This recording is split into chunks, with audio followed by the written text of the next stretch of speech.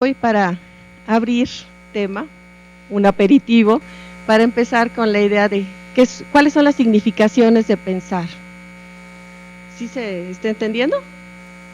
¿Sí? Entonces, ¿sí se entiende? Bueno, o si no, sin micrófono procedemos a elevar la voz. Por la transmisión, ok, sí.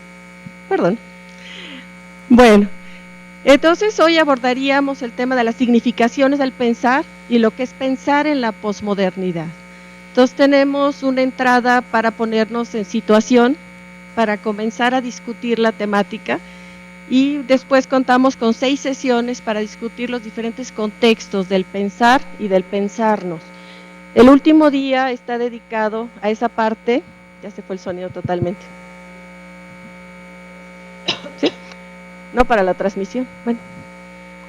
El último día es para el sujeto creativo, decir, bueno, tuvimos 6 sesiones de análisis desde diferentes puntos de vista, desde nuevas tecnologías, desde género, hablar de instituciones, de alienación, los tiempos de significación, los rituales. Entonces, el último día creo que nos crea un compromiso de decir, bueno, después de tanto hablar, ¿qué podemos proponer? Entonces, el último día se trata de que hayamos madurado la idea. Entonces, tenemos mes y medio para literalmente pensarlo. Es un poco la idea de compartir y espero que se sientan en casa, que podamos entrar en discusión y podamos construir juntos. Entonces, todavía no se restaura el sonido.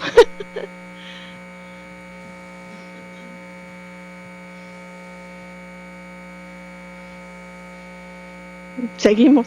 Bueno.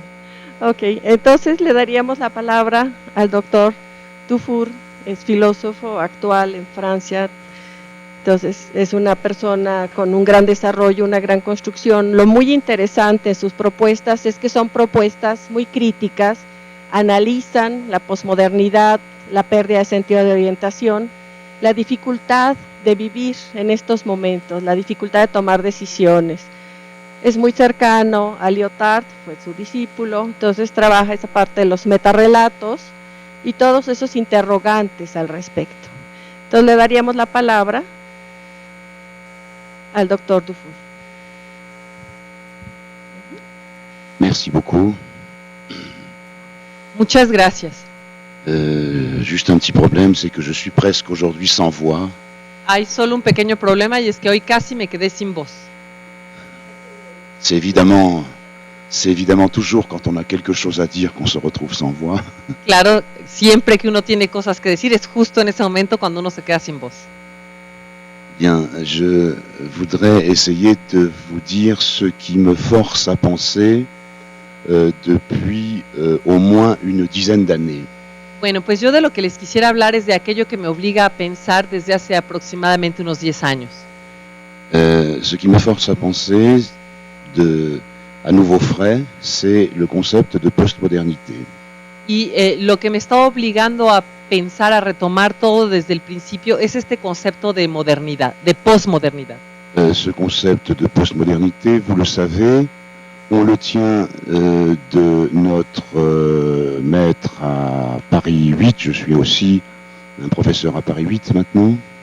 Como ustedes saben, este concepto de posmodernidad nos lo heredó un maestro de París 8, donde yo, por cierto, también soy maestro ahora. Il s'agit bien sûr de Jean-François Lyotard. Y les estoy hablando, por supuesto, de Jean-François Lyotard, qui a introduit en 1979 quien en 1979 ce terme en philosophie. Introdujo este término de posmodernidad en la filosofía. Comme je vais vous le dire bientôt, ce terme existait déjà dans d'autres champs. Como se los voy a explicar ahora, ese término ya existía antes en otros campos. Notamment dans le champ des arts. Sobre todo en el campo de las artes. Mais c'est en 1979 qu'il a fait son entrée en philosophie. Pero en 1979 es cuando este término entró en la filosofía. Il désigne très précisément designa algo muy preciso. L'entrée dans une nouvelle époque. Es la entrada en una nueva época. Une époque marquée par la chute des grands récits ou des méta-récits. Una época marcada por los relatos de los, por la caída de los grandes relatos o de los metarrelatos. Grands récits qui sont, c'est pareil, grands récits ou méta-récits.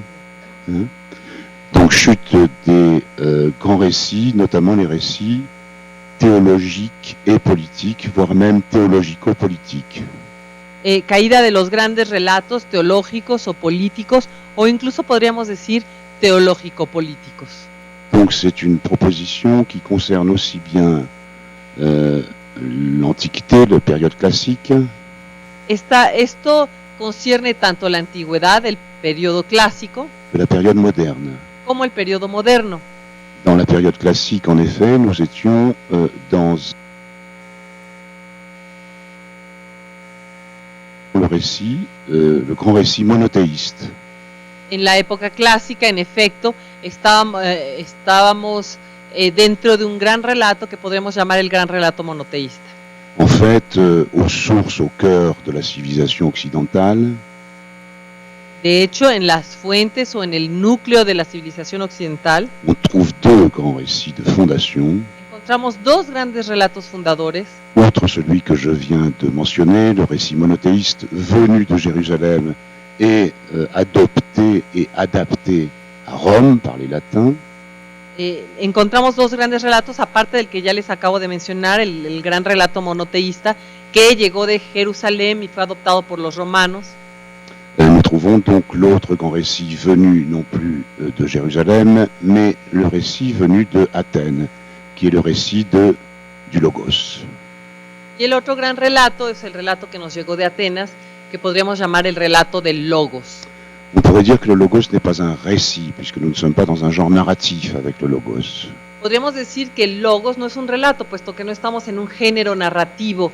El Logos no constituye un género narrativo. Mais nous sommes dans un autre type de discours, qui est un discours démonstratif. Sino que más bien estamos en otro tipo de discurso, que es el discurso demostrativo. On ne montre pas, comme dans le récit, mais on démontre. En el relato se muestra, y aquí más bien lo que se hace es que se demuestra.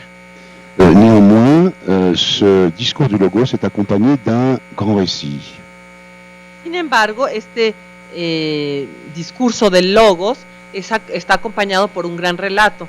Un grand récit sur lequel je travaille depuis 2-3 séances et sur lequel je vais terminer demain dans mon séminaire ici même. Un relato con respecto al cual he estado trabajando en las sesiones anteriores aquí mismo y con respecto al cual voy a concluir el día de mañana aquí también. C'est le récit de l'élévation de l'âme. Este relato es el relato de la elevación del alma, de la psyché en grec, de la psuque en griego, qui est constituée de 3 parties. que está constituida por 3 partes. L'épithumia, l'âme d'en bas, siège des passions, El alma de abajo, sede de las pasiones. et l'âme d'en haut, le nous, siège, El nous, siège de l'intelligibilité. sede de la inteligibilidad. Alors, cette partition est très très importante dans l'espace occidental, Esta distribución es muy muy importante en el espacio occidental, esta distribución del alma, puisque ceci met en place puesto que esto instaura un partage, une séparation, une antinomie una división, una separación, una antinomia entre la zone d'une pulsionalité entre la zona de la pulsionalidad et la zone de l'intelligibilité. y la zona de la inteligibilidad. Et avec la nécessité donc de soumettre la pulsionalité à l'intelligibilité. Y se nos dice que hay una necesidad de someter la pulsionalidad a la inteligibilidad. Donc voilà les deux grands récits de l'Antiquité qui fonctionnent jusqu'à l'époque classique. Bueno, esos son los dos grandes relatos de la antigüedad que funcionan hasta la época clásica. À ces deux grands récits du Logos et du récit monothéiste, Entonces, a estos dos grandes relatos, el relato del Logos y el relato monoteísta, il faut ajouter les récits de l'époque moderne, hay que agregarle también los relatos de la época moderna, c'est-à-dire les récits de l'émancipation individuelle par l'accès à la pensée critique, es decir, los relatos que tienen que ver con la realización individual mediante el acceso al pensamiento crítico. Je fais référence, bien sûr, vous l'avez compris, à Kant et à l'idéalisme transcendantal kantien. Por supuesto, como ustedes ya lo habrán entendido, estoy refiriéndome ahorita a Kant y al ideal trascendental kantiano. Et comme autre type de grand récit moderne, nous avons les récits de l'émancipation sociétale. También tenemos otros grandes relatos modernos que son los relatos de la emancipación social o Sociétale, plutôt. Societal. Il suffit de penser par exemple à ce qui s'est constitué au XIXe siècle avec le marxisme. Piensen, por ejemplo, con lo que se constituyó durante el siglo XIX con el marxismo. Donc tous ces récits font en quelque sorte, comme tout récit, une promesse. Y, bueno, todos esos relatos, como todos los grandes relatos, hacen de alguna manera una promesa. L'accès au logos. El relato de la elevación al alma nos dice accederán al logos. L'accès au dépassement de la mort dans le récit monothéiste. El relato monoteísta nos promete la superación de la muerte. L'accès à la pensée critique dans le récit moderne kantien. El acceso al pensamiento crítico en el relato moderno kantiano. L'accès à la libération de la société dans le marxisme. El acceso a la liberación de la sociedad en el marxismo. Eh bien, c'est tous ces récits que l'hypothèse de Lyotard Pues bien, todos estos relatos, según la hipótesis de Lyotard, concernent, puisque ces grands récits seraient désormais, à partir d'un certain moment, devenus désuets, obsolètes. Todos estos grandes relatos, según Lyotard, en cierto momento se volvieron obsoletos. Y por lo tanto, cuando él habla de posmodernidad, se está refiriendo a la caída de estos grandes relatos. Donc nous serions entrés dans une nouvelle époque, Así pues, habríamos entrado a una nueva época. aux alentours de ces années 70, En los alrededores de estos años de 1970, nouvelle époque marquée par l'accès, l'entrée, non seulement dans une époque, mais aussi dans une nouvelle épistémée. Momento en el cual entramos no solo a una nueva época, sino también a una nueva episteme. Terme que, vous le savez, nous devons à Foucault, Como ustedes saben, este término de episteme se lo debemos a Foucault, avec donc le travail magistral de Foucault sur les transformations, sur les passages d'une épistémée à l'autre. Foucault realizó en efecto un trabajo magistral acerca de la transición de una episteme a otra. Épistémée préclassique, classique, La episteme preclásica, la clásica, moderne, moderna. et donc une nouvelle épistémée que Lyotard semble nous proposer, qui est l'épistémée postmoderne. Y surge entonces una nueva episteme, según la hipótesis de Lyotard, que es la episteme postmoderna. Voilà. Donc chute des grands récits et entrée dans une époque nouvelle. Entonces, con respecto a los grandes relatos, entramos en una época nueva. Cette prophétie, il faut bien dire, cette prophétie philosophique, Esta profecía, porque sí le podemos llamar así, esta profecía filosófica, s'est-elle effectivement réalisée? cabe preguntarse, ¿realmente se realizó? ¿Es una profecía que se realizó? Après avoir travaillé pendant des années sur cette question, Pues bien, después de haber trabajado durante varios años en torno a esta cuestión, j'ai fait par exemple un séminaire de 6 ans au Collège international de philosophie de Paris. por ejemplo, llevé a cabo durante 6 años un seminario en el Colegio Internacional de Filosofía en París, J'étais directeur du programme Postmodernité, donde yo era el director del programa sobre la posmodernidad. ce Collège international de philosophie qui avait été fondé en 1982, si je me souviens bien, notamment par Lyotard et par Derrida et quelques autres. Este Colegio Internacional de Filosofía, que fue fundado en 1982, si no me equivoco, por Lyotard, por Derrida, entre otros. Donc ce collège m'a accueilli pour que j'y puisse développer cette recherche avec un public assez large pendant 6 années. Pues bien, este Colegio Internacional de Filosofía me dio un espacio para que yo pudiera desarrollar con un público este tema durante 6 años, el tema de la posmodernidad. Et donc c'est un peu les résultats de cette recherche que je vais essayer de vous présenter. Pues bien, lo que voy a tratar de presentarles son los resultados de esta investigación. Je vais les présenter d'une façon aussi synthétique que possible, Claro, voy a tratar de presentarlo de manera tan sintética como me sea posible. parce qu'en 6 ans, ça m'a donné l'occasion de publier 4 gros livres, Porque a lo largo de 6 años esto me permitió publicar 4 libros bastante gruesos, ce qui fera à peu près donc 3 minutes par livre de 400 pages dans l'exposition que je vais en faire. bastante gordos, lo cual nos da como resultado más o menos 3 minutos por cada 400 páginas en esta conferencia. Donc je m'excuse à l'avance du caractère éventuellement caricatural de ce que je vais dire. Entonces, de antemano me disculpo por el carácter eventualmente tal vez un poco caricaturesco de lo que les voy a decir. Première remarque que je ferai. Bueno, ese es el primer comentario que yo haría. Nous sommes effectivement El primer comentario que voy a hacer es el siguiente. Nous sommes effectivement entrés dans une nouvelle épistémée, une nouvelle époque, une nouvelle épistémée, une nouvelle époque pour Lyotard, une nouvelle épistémée selon Foucault, avec le passage à la postmodernité. Podríamos decir que en efecto pasamos a una nueva época. Lyotard lo llamaría una nueva época o Foucault lo llamaría una nueva episteme, con este paso a la posmodernidad.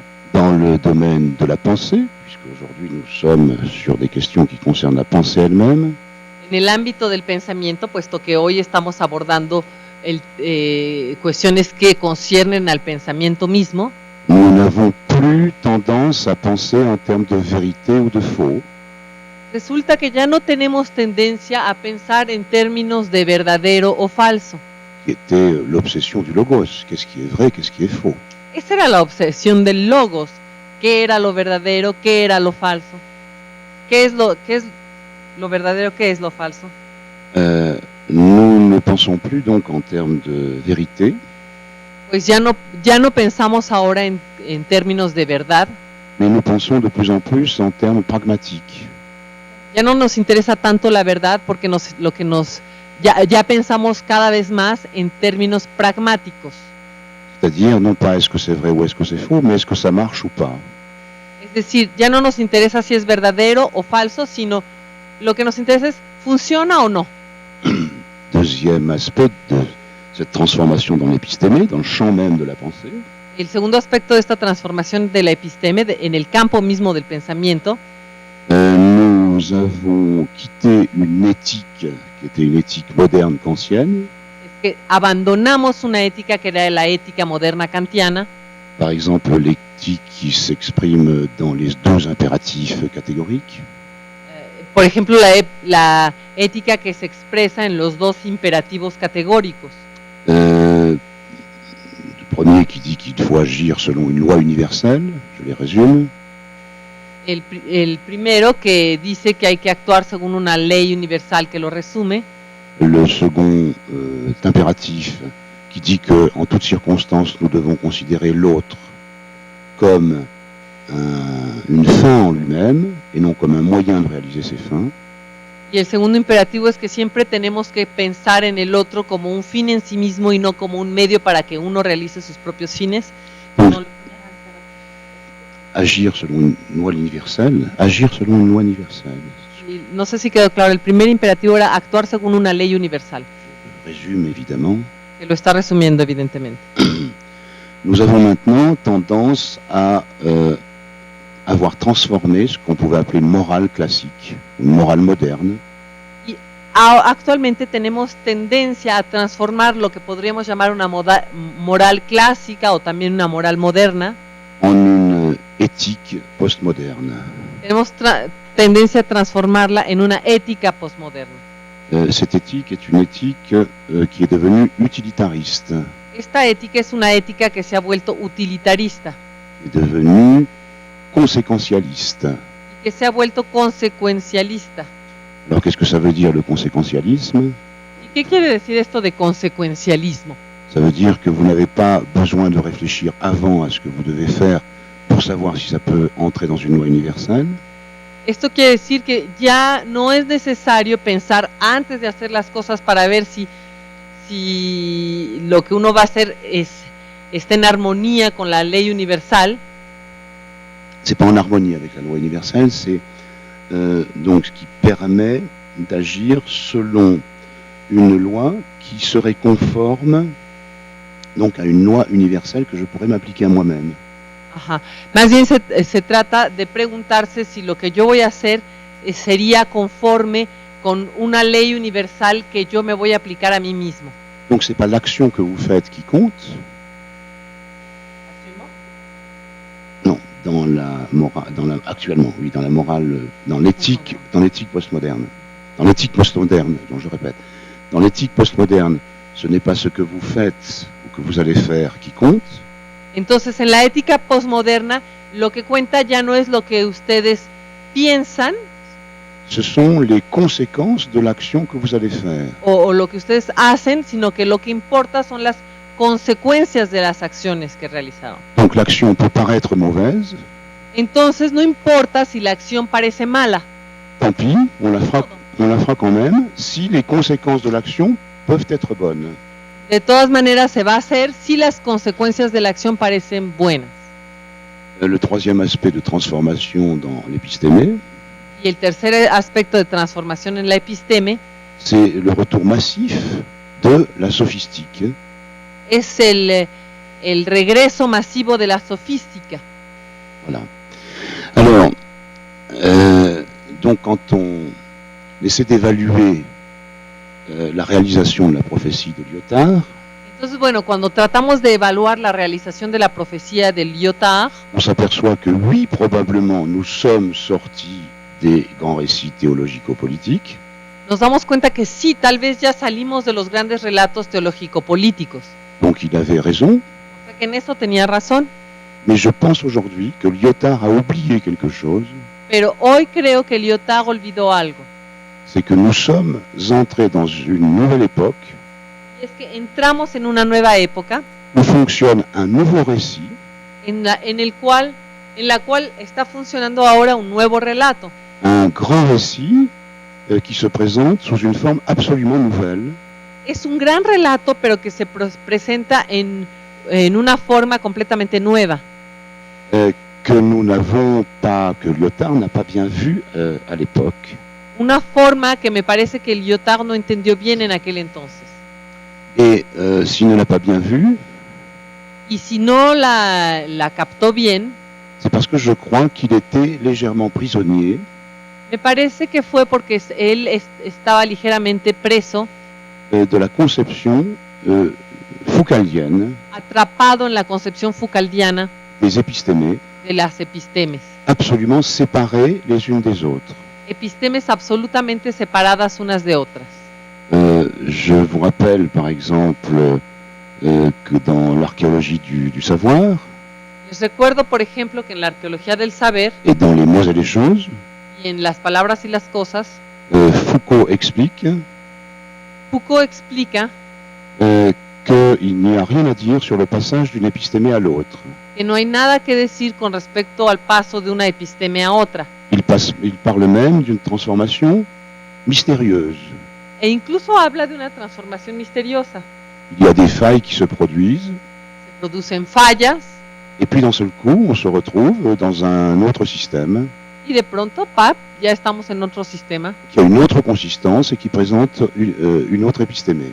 que tiene otra consistencia y que presenta otra episteme. Je ne suis maintenant plus d'accord avec cette conception. Yo actualmente ya no estoy de acuerdo con esta concepción de Lyotard, Parce que ça a fait apparaître la postmodernité porque esto hace que la posmodernidad, comme conception de Foucault, con esa concepción de Foucault.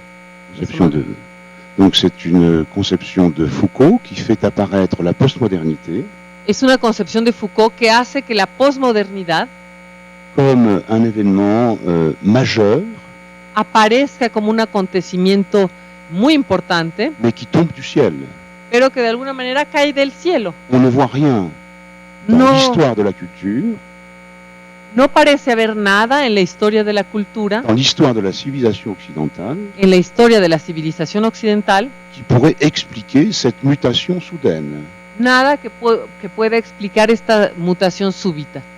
Donc ce que j'essayais de faire dans mon programme au Collège international de philosophie, Entonces, lo que yo intenté hacer en mi programa en el Colegio Internacional de Filosofía c'est de m'engager dans une généalogie de la postmodernité.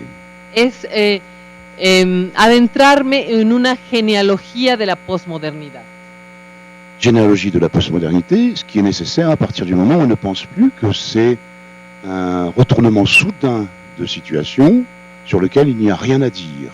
Esta genealogía de la posmodernidad es necesaria desde el momento en que ya no creemos que simplemente de pronto la situación da un vuelco sin que nosotros podamos decir de dónde vino o sin que nosotros podamos decir nada al respecto. Et dès lors que j'ai mis en place cette hypothèse, donc que la postmodernité venait de quelque part et c'était en quelque sorte préparé dans la modernité, Y entonces yo emití la hipótesis de que la posmodernidad sí venía de algún lado y que de alguna manera ya se había ido gestando dentro de la modernidad.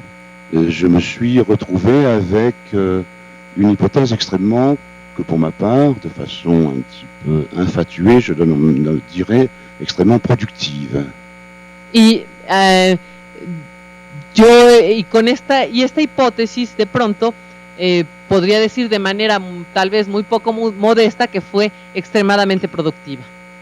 Je pense en effet maintenant qu'on ne peut pas parler de la modernité comme d'une période unifiée.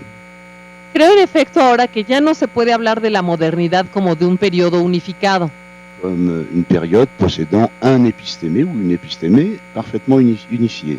es decir, no pienso que la modernidad posea una sola epistemia perfectamente homogénea y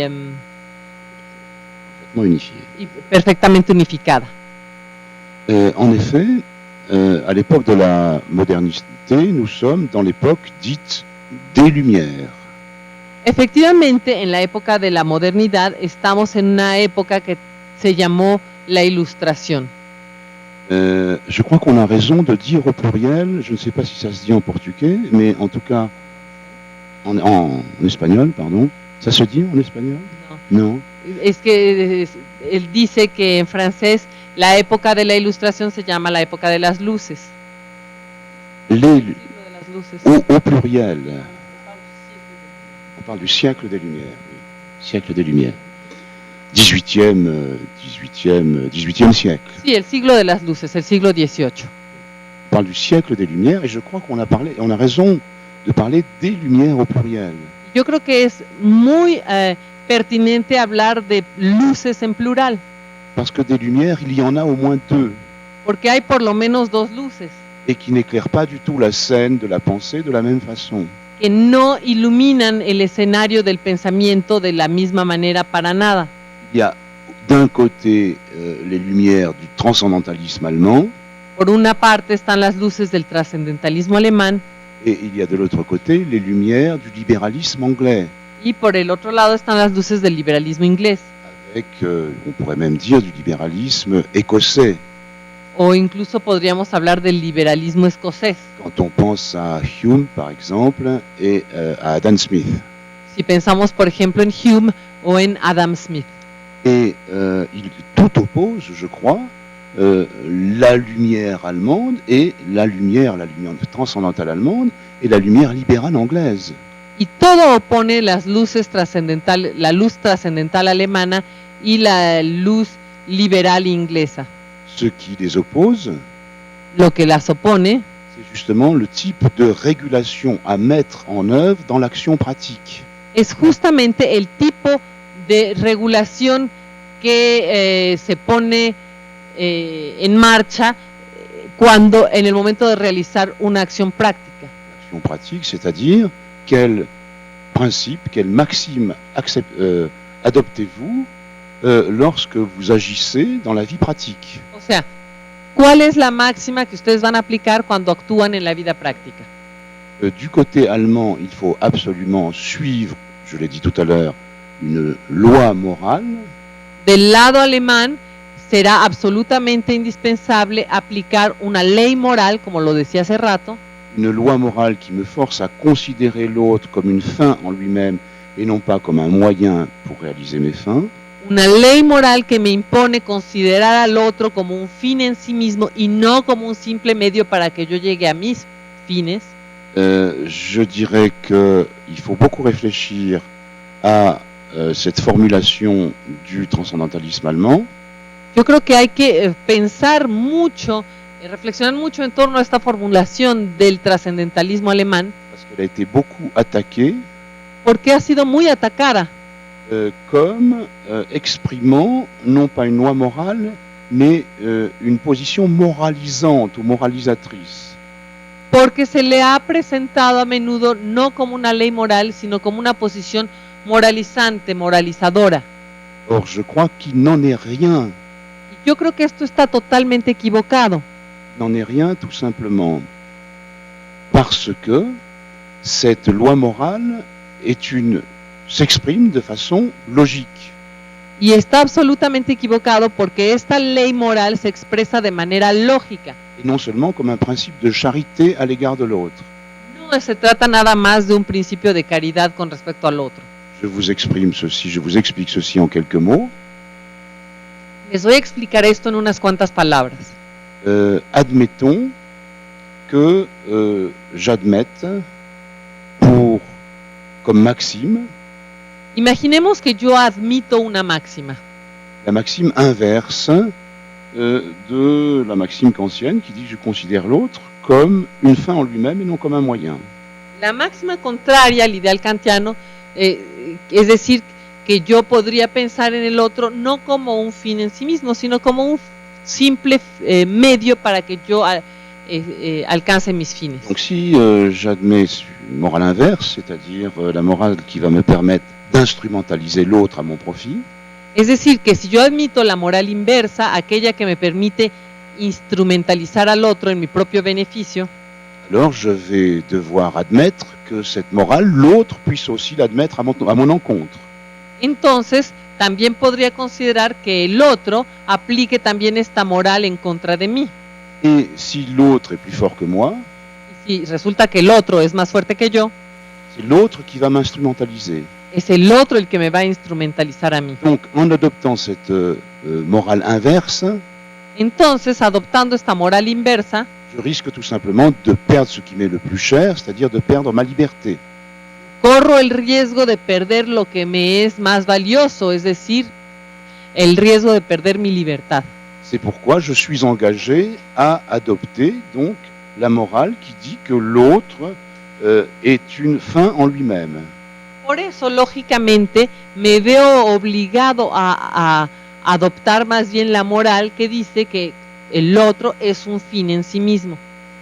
C'est une expression logique, c'est une formulation logique de la morale. Esta es una simple formulación lógica de la moral. Maintenant, si nous passons du côté du libéralisme anglais, Ahora, si pasamos del lado del liberalismo inglés, qui s'est exprimé tout au long du XVIIIe siècle, que se expresó a todo lo largo del siglo XVIII, depuis Bernard de Mandeville jusqu'à Adam Smith, desde Bernard de Mandeville hasta Adam Smith, on s'aperçoit que c'est une morale inverse qui est mise, qui est adoptée. nos damos cuenta que la moral inversa ha sido adoptada. Vous savez quelle part est faite chez Mandeville à la nécessité de fonctionner selon ses vices privés, Como ustedes, como ya les he comentado, Mandeville le da un lugar muy importante a la necesidad de satisfacer los vicios privados. L'explication de Mandeville tient dans ce qu'il dit dans sa fameuse fable des abeilles. La finalidad de Mandeville podría explicarse por lo que él cuenta en la fábula de las abejas. Ce sont les vices privés qui font la fortune publique. Él dice, son los vicios privados los que crean la fortuna pública. Quand Mandeville a dit ceci, ça a créé un scandale à travers toute l'Europe des Lumières. Cuando Mandeville dijo esto creó un escándalo en toda la Europa de la Ilustración. Et Adam Smith est passé par là-dessus, Pero Adam Smith llegó a esto pour blanchir en quelque sorte les propos scandaleux de Mandeville. y retomó a Mandeville, pero limpiándolo o lavándolo, quitándole esa parte escandalosa. Et j'ai essayé de montrer dans plusieurs textes Y yo tratemos de mostrar en varios textos que Adam Smith que Adam Smith utilisait une sorte, si vous me le permettez, de traitement de texte usó una especie de, vamos a llamarle un procesador de texto, où à chaque fois qu'on rencontrait le terme licencieux de vice, y entonces le puso reemplazar, ¿no? Cada vez que encontraba el término un poco licencioso, que no sonaba muy bien, de vicio, donc vice à tous les niveaux, avidité, train de vie dispendieux, mentir, du prix pour tirer maximum de profit de la situation. Y entonces él reemplazó cada vez que aparecía la palabra vicio, pero también todas las variantes, ¿no? De todas las todas las variantes del vicio, es decir, la avidez, un estilo de vida excesivamente lujoso, las mentiras, el engaño, la prostitution, le vol. La prostitución, el robo. Donc tout ceci a été transformé à chaque fois que ce terme a été trouvé dans le traitement de texte que j'appellerais le traitement de texte de Adam Smith. Cada vez que estos términos aparecían con lo que yo podría llamar el procesador de textos de Adam Smith, a été transformé dans un terme en adoptant un terme beaucoup plus neutre. Lo transformó adoptando un término mucho más neutro. Le terme de self-love. El término del self-love.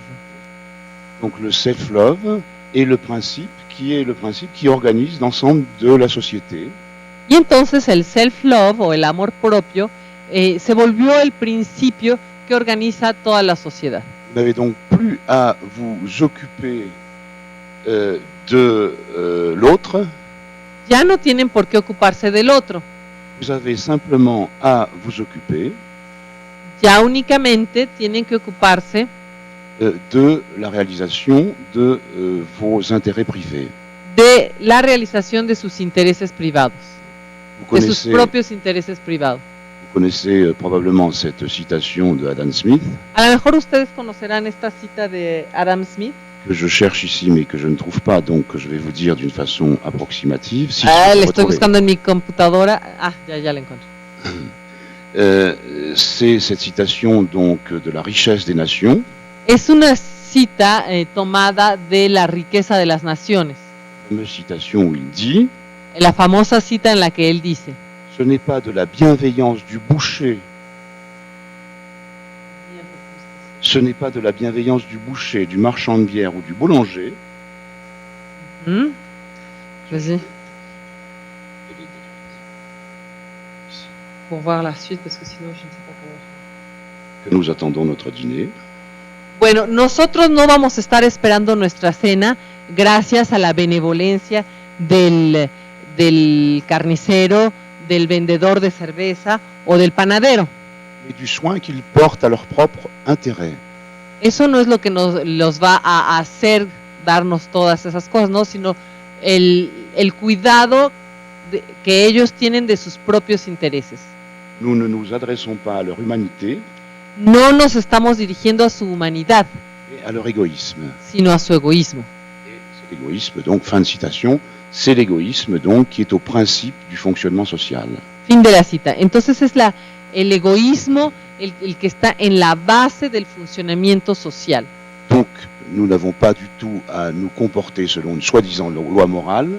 O sea que ya no tenemos por qué comportarnos para nada según una supuesta ley moral. Puisque dans ce monde, comme l'écrit encore Adam Smith, puesto que en este mundo, como lo explicaba Adam Smith, chaque homme est devenu un commerçant. Cada hombre, cada ser humano se ha vuelto un comerciante. Et donc si chaque homme est un commerçant, nous devons donc tous agir comme des marchands en quête du meilleur intérêt possible. Entonces, si todo mundo se ha vuelto un comerciante, nos tenemos que volver de alguna manera personas que estén buscando la mejor transacción mercantil posible. Et nous devons faire donc comme si tout avait un prix.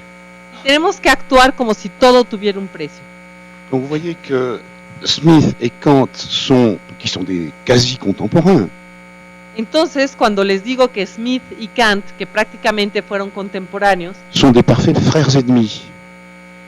les puedo decir que son perfectos hermanos enemigos, son como gemelos enemigos, Pour Kant, il faut absolument réguler, completamente contrarios, ¿no? Para Kant es absolutamente indispensable regular, c'est que la morale doit être fondée sur l'impératif catégorique porque la moral debe estar basada en el imperativo categórico, consiste à se donner une loi à suivre dans la loi pratique, que dans la vie pratique. consiste en seguir en la vida práctica una ley moral. Et pour Smith, il faut absolument laisser faire les égoïsmes privés, En cambio, para Smith, lo que hay que hacer es dar rienda suelta completamente, dejar hacer o dejar actuar a los egoísmos privados. il faut laisser faire les égoïsmes privés, puisque ceci est la condition de la richesse des nations. Hay que dejar actuar a los egoísmos privados porque esa es la base de la riqueza de las naciones. Alors, si je dis ceci, c'est parce que, évidemment, cette opposition des lumières allemandes et des lumières anglaises Ahora, si les digo esto es porque evidentemente esta oposición de las luces alemanas y de las luces inglesas m'a permis deux choses. me permitió dos cosas. Ça m'a permis, de penser ce que pouvait être la modernité, Me permitió por una parte pensar lo que era la posmodernidad. la modernité. La modernidad, me permitió pensar la modernidad. La modernité, c'est l'équilibre conflictuel La modernidad, en efecto, es el equilibrio conflictivo entre l'idéalisme allemand et le libéralisme anglais, entre el idealismo alemán y el liberalismo inglés.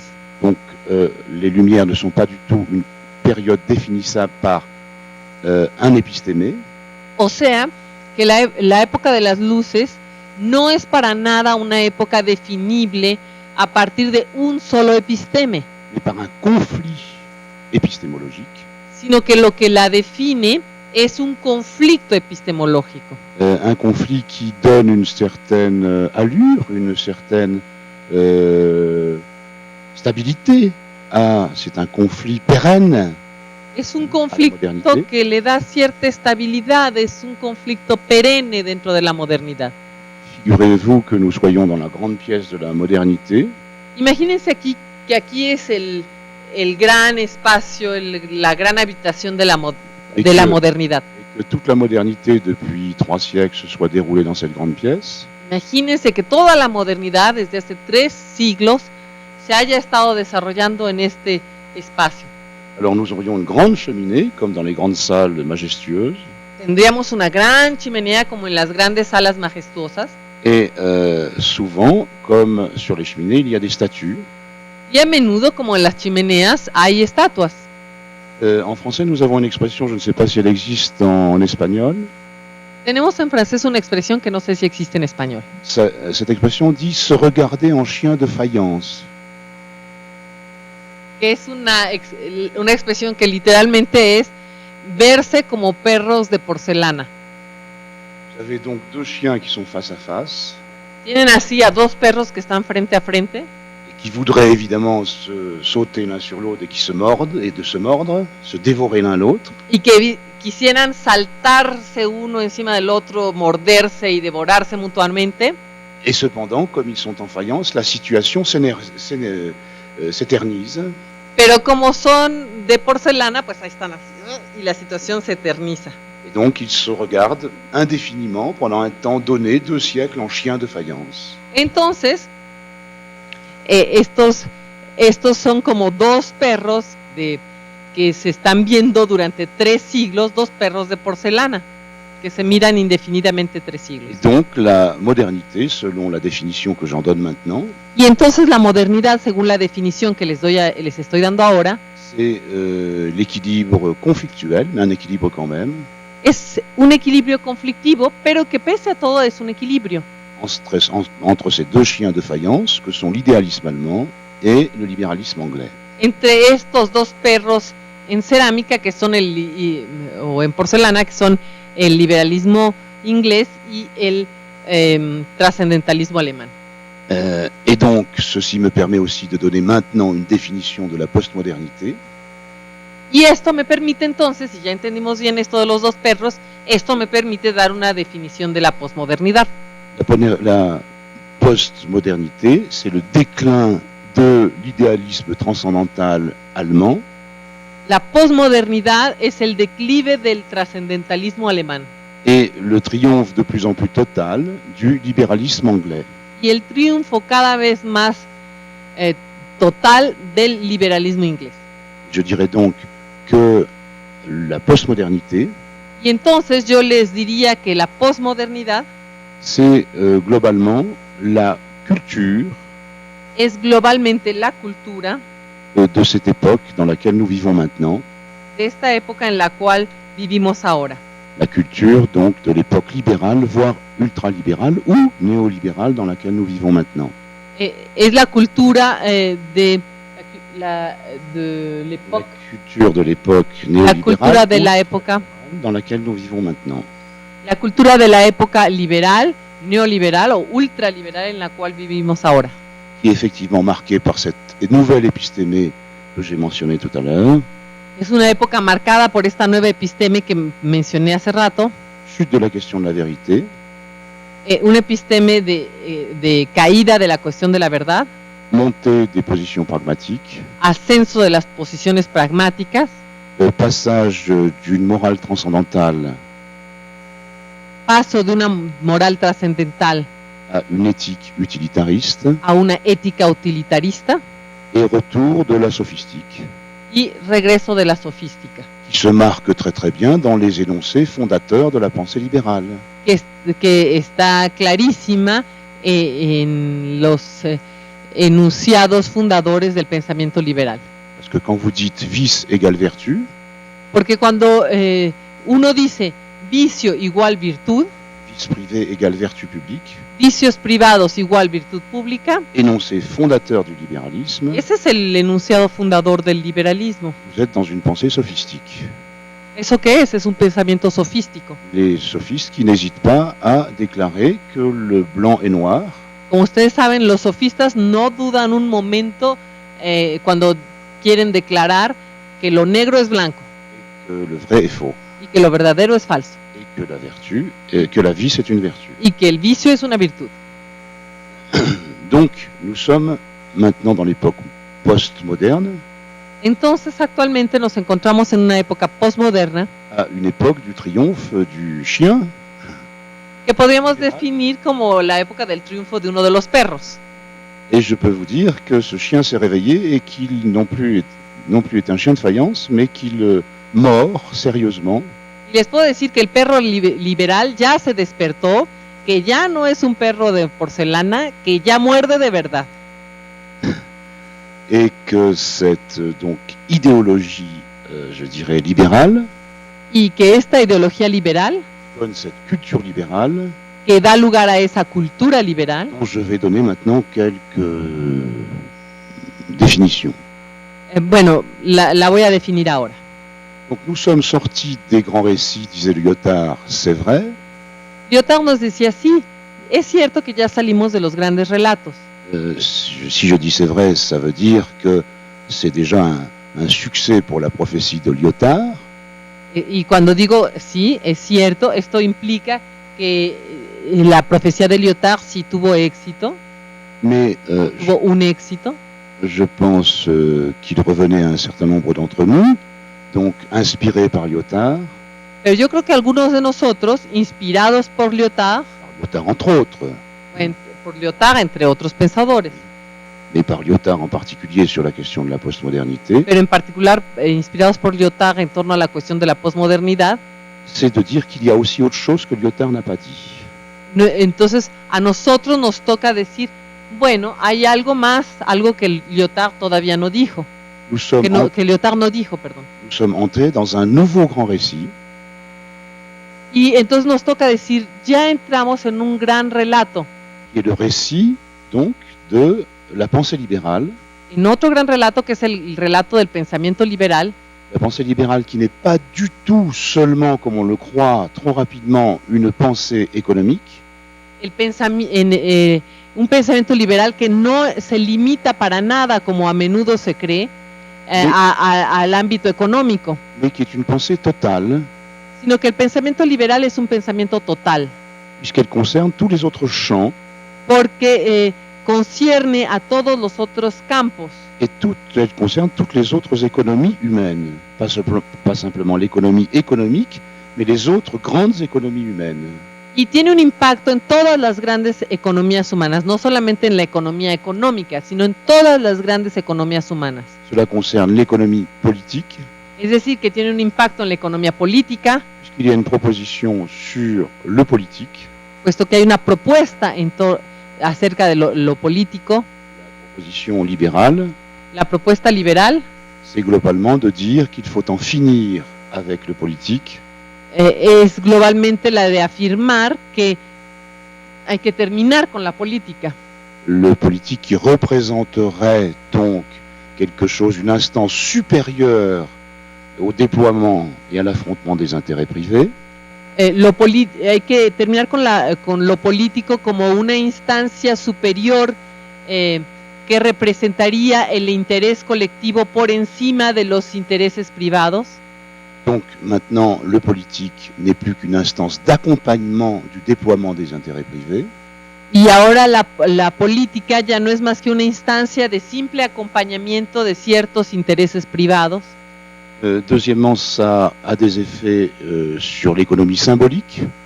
Pero además el pensamiento liberal también tiene un impacto sobre la economía simbólica.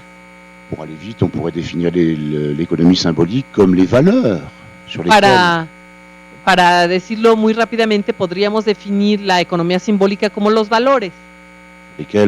Notre monde pose. Los valores sobre los cuales nuestro mundo Nous sommes globalement passés de valeurs descansa. qui faisaient une place à l'altruisme Globalmente podríamos decir pues que pasamos de un mundo en el que se le daba un espacio al altruismo à un monde qui ne fait plus de place qu'à l'égoïsme. a un mundo que ya no le da espacio más que al egoísmo. Il y a des effets également de cette pensée libérale dans l'économie sémiotique. Pero también hay efectos o impactos de esta hegemonía liberal en la economía semiótica.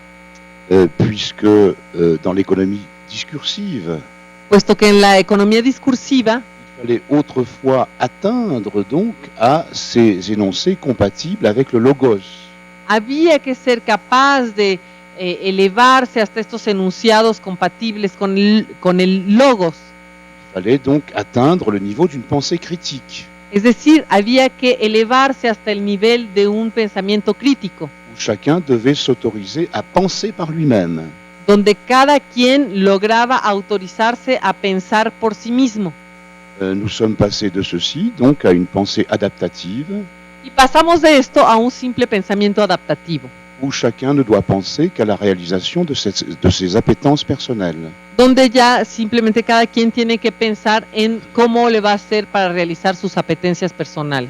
C'est-à-dire nous sommes invités à devenir des bons consommateurs, non plus critiques mais consommateurs. O sea que ya no se nos invita a volvernos individuos críticos, sino simplemente a volvernos unos buenos consumidores. On dit que c'est bon pour tout le monde. Y nos dicen, pero esto es bueno para todos.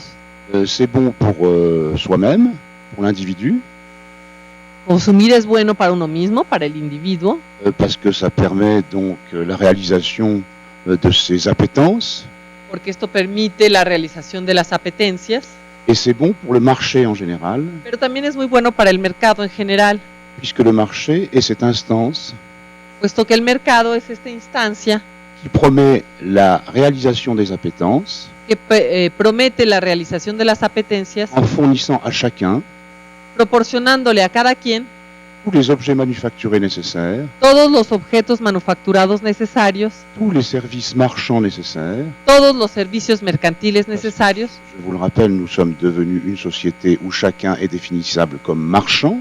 porque como se los recuerdo, hemos entrado en una sociedad en la que cada quien es definible como mercader, como comerciante. Donc plus rien ne se définit hors du marché. Entonces ya no hay nada que se defina por fuera del mercado. Ces valeurs donc que Kant réputait comme appartenant à la dignité. Esos valores que Kant enunciaba como pertenecientes a la dignidad. Disait par exemple dans la métaphysique des mœurs. Por ejemplo, él en la metafísica de las costumbres. Tout a un prix. Decía, todo tiene un precio. Sauf ce qui a une dignité. Todo tiene precio, excepto lo que tiene dignidad. Par exemple, la justice. Por ejemplo, la justicia. L'amour. El amor. Vous ne pouvez pas l'acheter, en principe. En principio son cosas que no se pueden comprar. L'opinion. La opinión. En principe, vous ne pouvez pas l'acheter. En principio se supone que no se puede comprar. Tout ce qui relève de l'intérêt collectif, en principe, vous ne pouvez pas l'acheter. Todo lo que tiene que ver con el interés colectivo, en principio no se puede comprar. L'air environnant. El aire que nos rodea, el agua. L'énergie. La energía. S'il y a une dignité. Todo eso tiene una dignidad. Donc ça ne doit pas rentrer dans le système des prix. Y por lo tanto, no debe entrar en el sistema de los precios. Désormais, nous fonctionnons dans un système symbolique. Entonces, en lo sucesivo estamos ya funcionando en un sistema simbólico Plus sur cet altruisme. Que ya no funciona a partir de este altruismo. Dans un monde de l'égoïsme où tout a un prix. Sino a partir de un mundo basado en el egoísmo en el cual todo tiene un precio. Et enfin, ceci a beaucoup d'effets sur une autre économie. Y finalmente, todo esto tiene mucho impacto en otra economía.